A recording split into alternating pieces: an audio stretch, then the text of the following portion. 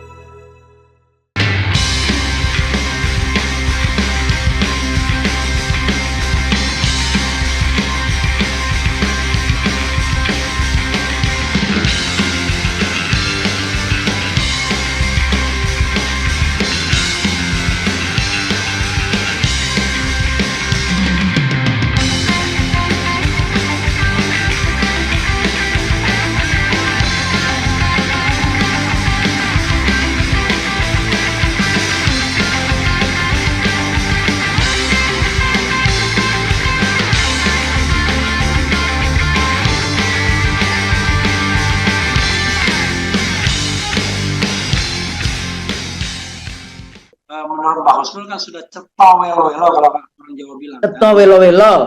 Ya. Lalu what's next? Apa yang harus dilakukan? Paling tidak kalau kita bicara tentang electoral justice system, kan harusnya sistem elektoral kita, keadilan elektoral kita kan mampu mengembalikan segala penyimpangan itu kan. Jadi tidak membiarkan orang yang curang dimenangkan misalnya. Jadi apa yang Bu Husnul ajukan atau tawarkan? Kalau di politik kan power tends to corrupt, absolute power. Corrupt, absolutely. Ya, muncul yang namanya rezim-rezim otoriter, rezim totaliter, rezim yang berkuasa, baik di tingkat misalnya nation state seperti Indonesia maupun di tingkat global. Anda bisa bayangkan, ceto welo-welo itu yang namanya Gaza, anak-anak dibunuh seperti itu oleh Zionis Israel, tetap saja Amerika tidak mau memveto di ceasefire sampai 3 kali, memveto tentang ceasefire sampai 3 kali diveto di Security Council. Jadi ini antara bagaimana perjuangan untuk justice. Jadi kalau lembaga judiciary-nya ini, lembaga hukumnya, yudikatifnya bisa juga independen, tentu saja itu harapan. Tapi kalau kemudian lembaga kalau Anda punya masalah pemilu yang begitu masif, terstruktur, sistemik, dibawa ke MK, dibawa ke ranah hukum, kira-kira keadilan seperti apa yang bisa dilakukan, sementara di ranah hukum sendiri sudah masih ada pamannya di situ yang kayak gitu kan. Jadi konflik interestnya tinggi sekali. Tapi kalau ada yang mau membawa, yaitu haknya. Jadi saya sendiri juga tidak political scientist selalu mengajarnya ya udah ke parlemen, ya udah di impeachment, ya udah yang kayak gitu kan di dalam konteks itu. Berhasil atau tidak? Nggak usah berpikir berjuang, kan nggak berpikir berhasilnya. Berjuang itu berpikir bagaimana langkah-langkah yang harus dilakukan untuk menyelamatkan kondisi bangsa kita hari ini. Jadi kalau suara rakyat itu terus menerus, insya Allah kayak dulu bagaimana kita 98 misalnya ya, kekuatan Soeharto seperti apa, tumbang juga. Di seluruh dunia yang namanya rezim-rezim otoriter juga akan tumbang sebetulnya, banyak sekali kan. Kalau kita kasih contoh-contoh seperti itu. Jadi keadilan, gini, kalau itu cuma 1 dapil, 2 dapil, ini dapil misalnya seperti itu, atau pilkada yang levelnya sangat kecil, mungkin MK masih bisa bekerja dengan baik. Tapi kalau sudah presiden terlibat, strukturnya terlibat, ada 277, aparatusnya terlibat, APBN, APBD terlibat, gubernur terlibat, bagaimana caranya membawa ke pengadilan? Pengadilan rakyat mungkin ya, kayak di Afrika Selatan dengan rezim apartheid itu kemudian pakai pengadilan rakyat. Tapi kalau pengadilan biasa, bagaimana caranya? Makanya kenapa politik kemudian ini gerakan politik dan tidak berhenti dengan bagaimana sudah diumumkan di Filipina kan juga Arroyo ya waktu itu yang juga akhirnya dia harus mundur di dalam konteks itu. Nah, jadi sebetulnya sih tergantung. Sementara kadang-kadang saya berpikir juga ini kelemahan dari popular vote. Kelemahan popular vote itu apa? Rakyat dengan mudah dimiskin. Rakyat yang miskin, rakyat yang pendidikannya kurang dengan mudah hanya dikasih bansos, dikasih sekarang 600.000 ya. Itu susah. Beberapa caleg yang kita setelah selesai ya evaluasi kemarin saya ketemu beberapa caleg, mereka selalu mengatakan bagaimana kami harus berkompetisi dengan dana-dana yang dicairkan beberapa minggu sebelum itu yang 600.000 sebelum vote, sebelum hari H tanggal 14 Februari itu juga menjadi persoalan yang tersendiri. Nah, di sini letaknya memang nggak gampang menyelenggarakan pemilu karena harus ada kesadaran yang luar biasa baik pada rezimnya yang harusnya rasional. Ya, suksesi pemerintahan itu biasa saja, tapi kalau Anda sudah mengarah kepada mempertahankan kekuasaan ya seperti ini. Nah, makanya kalau saya bilang jangan berhenti, siapa yang melakukan kejahatan itu harus diproses secara adil lewat hukum, termasuk presiden misalnya. Kalau dia kan diduga kayak gitu, kalau orang hukum selalu ngomong kan diduga melakukan itu. Kalau Sri Mulyani yang iya kan, APBN-nya kan sebetulnya nggak ada undang-undangnya kan, undang-undangnya berhenti APBN itu Oktober, November sudah nggak bisa, tapi November masih dicairkan. Tapi Sri Mulyani kan membuat surat tersendiri dengan atas perintah Bapak Presiden. Jadi kalau menurut saya, siapapun rezim yang berkuasa, kalau dia violated undang-undang, konstitusi apalagi, harus diproses secara hukum. Bisa nggak Presiden misalnya dipenjarakan? Kan banyak negara lain yang melakukan seperti itu gitu. Kalau kita permisif kali ya, dimaafkan. Oke, Bung Husnul ya. Sekarang ini kan di masyarakat berkembang 3 jalan ya, path untuk mencapai keadilan elektoral tersebut. 1, parlemen jalanan. Yang 2 adalah berharap DPR angket. Kemudian Mahkamah Konstitusi juga dipakai sebagai alternatif karena memang itulah jalan satu-satunya secara prosedural. Tapi jangan lupa ada juga lah sedikit DPD, walaupun figuran tapi DPD sudah menerima pembentukan pansus kecurangan pemilu. Gimana menurut Bu Husnul jalan yang ada ini? Angket misalnya ada prosedur administratif kan, berapa lama nanti? 60 hari? Ya ini 60 hari angket. 20 hari.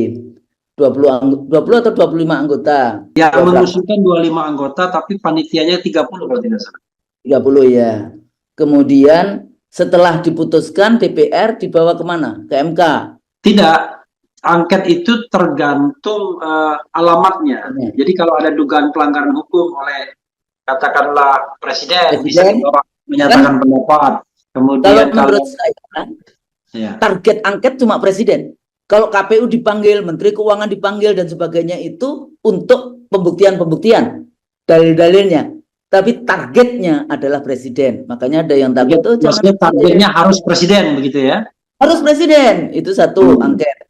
DPR akan memutuskan ya misalnya, tapi tidak diapa-apain kayak gitu ya, sepi-sepi aja. DPR memutuskan pemilu ulang, bisa saja. DPR memutuskan pemilu diulang tapi ada diskualifikasi paslon dua-duanya misalnya presiden dan capresnya. DPR memutuskan diskualifikasi tapi anak presiden saja, mungkin kan dilihatnya yang paling karena kan ada undang-undang KKN nepotisme ya, nepotisme satu ke bawah ke atas kiri kanan sedang berkuasa dan melalui election. Nah ini nepotismenya itu di situ, itu jelas. Dia anak dari presiden yang sedang berkuasa, iya enggak? Nah, jadi ini atau deadlock. Nah, makanya kalau sampai deadlock dan sebagainya itu artinya apa? Parlemen jalanan, ya, kedaulatan rakyat jalanan, demokrasi jalanan menjadi penting, menjadi pressure group kepada DPR. Berikutnya lagi, kan DPR ini beberapa akan sudah diganti 1 September. Jadi kalau mau bicara tentang 60 hari 1 kapan, Oktober. 1 September. 1 Oktober, Bu. Mbak Husnul. 1 Oktober ya? Ya, 1 Oktober. Bukan September. Bukan, Bu. 1 Oktober. September DPRD.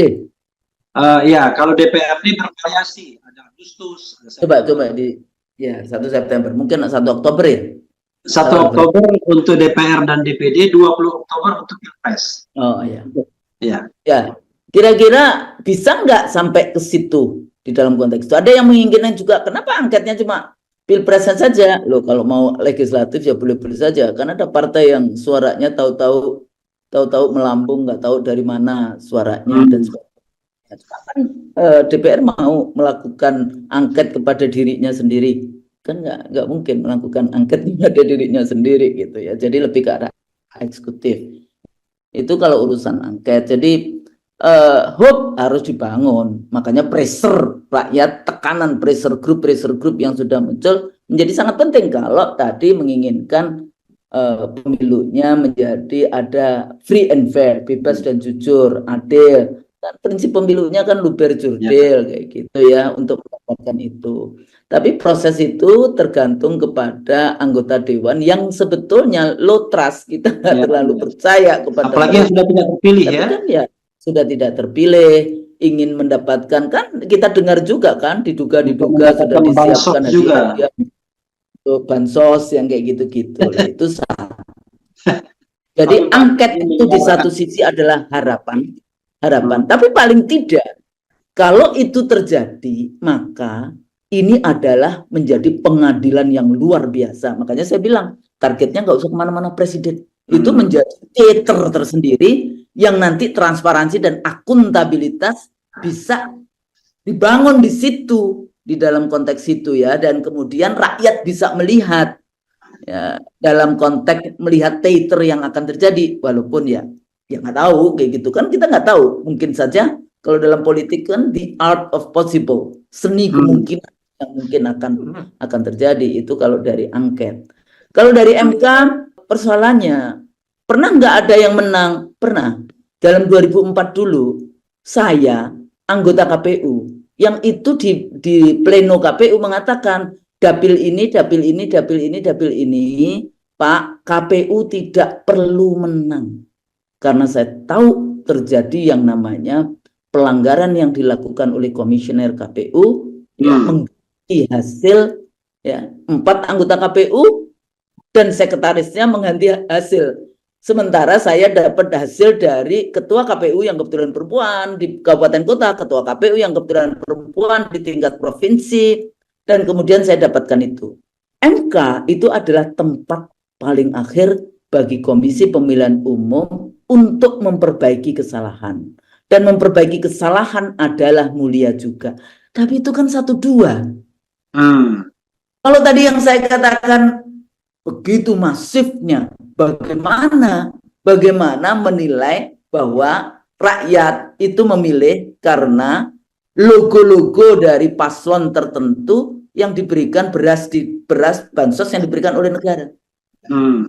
Nah, bisa nggak menghadirkan polisi, tentara, BIN ya di MK, ya, saksi-saksi yang seperti itu, atau seluruh kementerian yang ada yang terlibat, Kementerian Agama, Kementerian Desa, Kementerian Dalam Negeri, Kementerian Pertahanan Keamanan, dan Kementerian apalagi? Kementerian Investasi yang paling ini kan, waduh, faktornya yang paling aktif, loudly kayak gitu ya, jadi keluar dengan pernyataan yang defensif seperti itu. Bagaimana?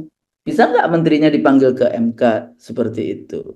Ya, kalau bisa, ya well. Yang berikutnya lagi, bagi paslon, setelah proses yang tadi saya katakan dari sejak 2014, 2019, pilkada, dan seterusnya, yang begitu masif seperti itu, bagaimana perlawanannya di MK? Punya data nggak? Kan produk dari TPS itu kan produk yang sudah terjadi karena rangkaian proses tadi. Jadi nggak bisa, kalau misalnya mencari keadilan 1-2 suara saya. Ini kan sampai PPK. Makanya dulu di 2004 IT KPU ditaruh di kecamatan. Mahasiswa yang berada di situ itu sebetulnya menjadi check and recheck dari penyelenggara-penyelenggara di tingkat kecamatan ya.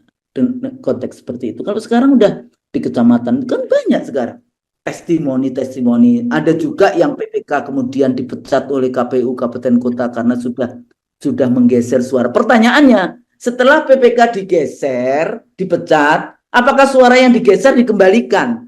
Nah, ini bagaimana di 524 kabupaten kota provinsi yang seperti itu? Jadi masifnya itu saya nggak yakin kalau kemudian dibawa ke model ranah hukum. Ranah hukum kan Anda seperti 1, 2, 3, paling banyak berapa? Kalau kita mau pengadilan atau ya sudah pengadilannya forget it dengan hasil, tapi pengadilan apakah ini pelanggaran terhadap konstitusi karena penyelenggaraan pemilu tidak jujur dan tidak adil, tidak luber jurdil. Saya nggak ngerti. Bung RH yang lebih tahu bagaimana in action-nya yang tadi ini lebih mengarah pada hal yang kualitatif tadi. Jadi mempermasalahkan keterlibatan kekuasaan di dalam pemenangan pemilu paslon tertentu. Lebih banyak ke sana. Dan ini istihad.